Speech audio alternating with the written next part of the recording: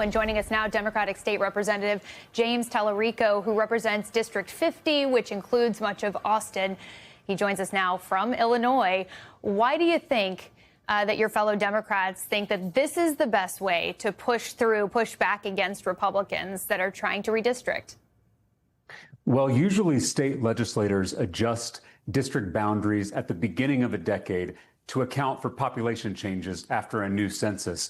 Texas Republicans did that in 2021, 4 years ago, and they gerrymandered the map, just like both parties gerrymander in different states. And we didn't break quorum during that gerrymander. We're breaking quorum now because this is different.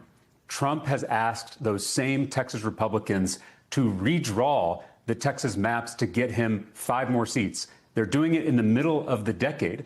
This is like two teams coming out of the locker room at halftime of a football game, and the team that's ahead saying they want to change the rules in the second half to make sure they win. It's cheating, plain and simple. And if they're going to cheat, we're not going to play. Okay, so what about the cheating, though? In an interview with The Bulwark earlier, you called on California Democrats to begin redrawing their state map immediately to counter Texas Republicans and what they're doing. Wouldn't it make it impossible for Democrats to have the high ground here and argue that this is not politically motivated? If one side cheats, all bets are off. I would prefer that no states are gerrymandered. That's why I've put forward a bill in the Texas House of Representatives to have a citizen-led independent redistricting process so that voters are choosing their politicians instead of politicians choosing their voters. But the Democratic Party cannot unilaterally disarm. When there's a bully on the playground, you don't lay down and play dead. You look that bully in the eye and you don't blink, because bullies are a lot weaker than you think. And I believe that if these other blue states threaten retaliation in response to Trump's power grab in Texas, that Texas Republicans may back off. They may walk away from the brink. And that way we could try to get to a place where every state has free and fair elections. I don't know how likely that seems. They seem to be pushing their way through here. And your Republican colleagues in Texas say that their redistricting effort is fair, it's legal, and it's not unlike what Democrats have been doing in blue states. Here's the Republican chair of Texas's redistricting committee. You got states like California and New York and Illinois that have these really large margins between the percentage of seats they have and the percentage of votes that they're getting. And Texas is underperforming in that. I have not seen any evidence that this map was racially based. What I have seen is evidence that this map was politically based. And that's totally legal, totally allowed, and totally fair. So you did just say it earlier, blue states gerrymander too. In fact, where you are in Illinois, there's an F grade from nonpartisan gerrymandering project. So you're saying that the difference is that they're doing it out of nowhere? What's the rationale to fight fire with fire here? Yeah, exactly. As I mentioned, this is a process that is done at the beginning of the decade. But to do it in the middle of the decade and to do it at the direct request of the President of the United States, who's worried about losing his majority in Congress, that is not usual. That is egregious. It is brazen. And we can't become numb to this. I know that the media wants to make this into a typical R versus D thing, a blue team versus a red team.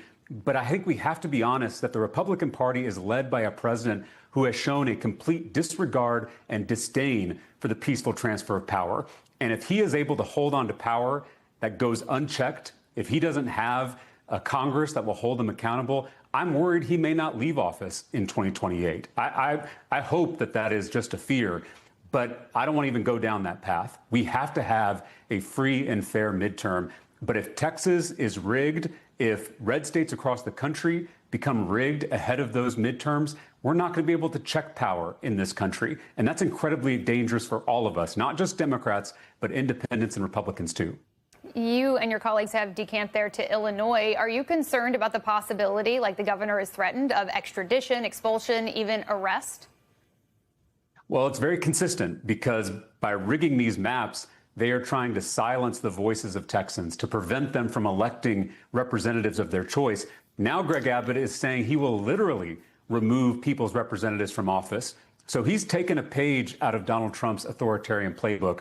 He does it with less charm and humor and charisma, but it is still the same dangerous playbook that President Trump uses. We have to stand up to it. We cannot become numb. We cannot treat this as business as usual. We have to stand up for the democratic process, for the American experiment, and for the people of this country. Are you going to be watching that hearing at 4? Are you going to be watching to see what happens? That special at 3, session? yes.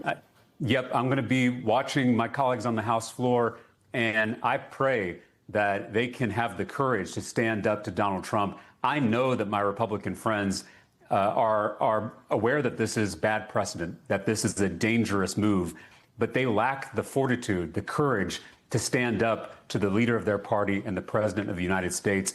He's trying to mess with Texas.